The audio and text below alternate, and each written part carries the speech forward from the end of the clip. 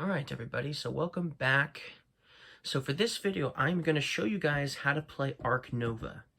Now this is an awesome game, and it's a huge game. It takes up more space than I have on my table.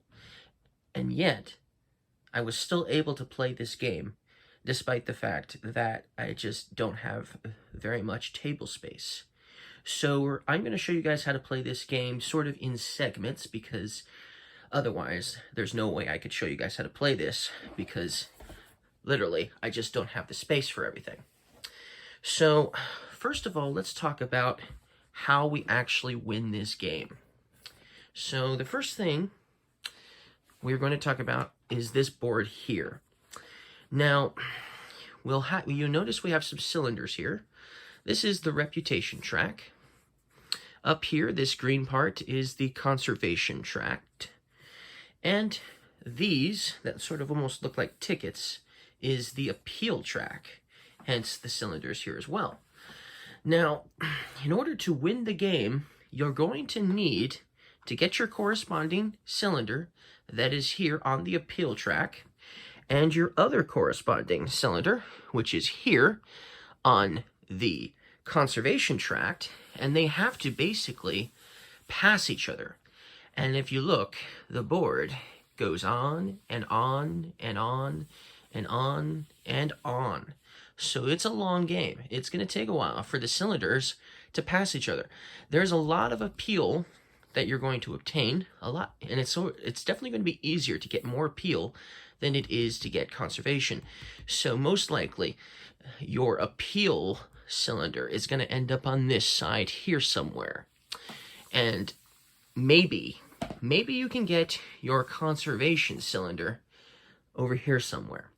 But let's say I had this here on the appeal tract, and I had my other cylinder this high up on the conservation tract. So they have actually made it to each other. So that basically triggers the end of the game. When the cylinders basically are on the same spot here, and they are on the same spot because this one actually is on the same spot as both of these three on the appeal tract. But in order to win the game, in order to be the player who wins, your cylinder has to have the most appeal points in between both cylinders. So at the end of the game, you might be able to get some more conservation, you might be able to get some more appeal points, and so you might also be able to, obviously, get the cylinders a few points past. And that's very difficult to do. And you might also, while you're playing the game, you might not simply make it up to here. You might get appeal points that pass this. And so it'll be the player who obviously has the most appeal points between here and here. Okay? That's basically how that's going to work. Now, how do you get the appeal points? How do you get conservation points?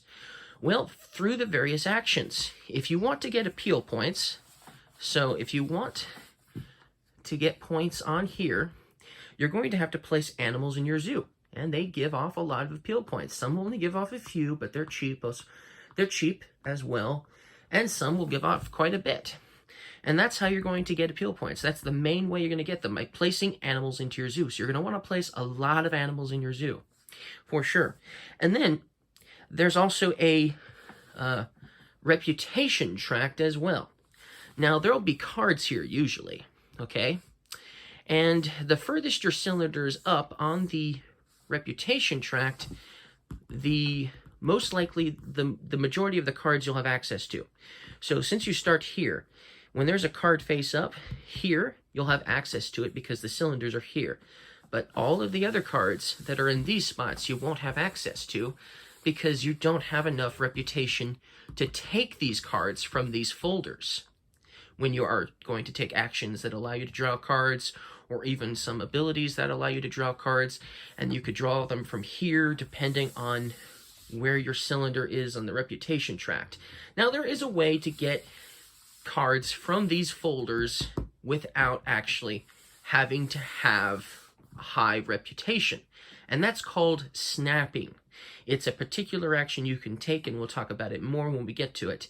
But snapping will essentially allow you to have access to the cards on these folders that you don't have enough reputation for. And of course, you're always able to draw cards from the deck. And there are tons of cards. So, man, you're never going to run out because there's just so many cards. So that's what that tract is going to do. Then you'll notice we have this token here.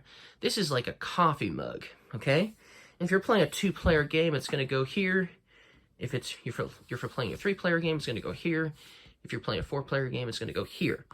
And certain actions you take will also cause this to go up the tract. Drawing cards, for instance, is one of the actions that will cause this to go up. And once this coffee mug makes it to this spot here, then a coffee break is initiated. And then you'll get to do a variety of different things, and we'll talk about those variety of things when we get to it. But that's another tract on here that you'll also want to keep an eye on as well.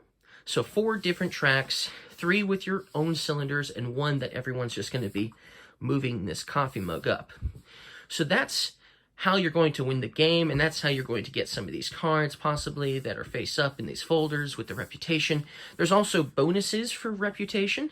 So once you get here, you'll get a bonus, and we'll talk about these kinds of bonuses later. But you'll get bonuses and more bonuses.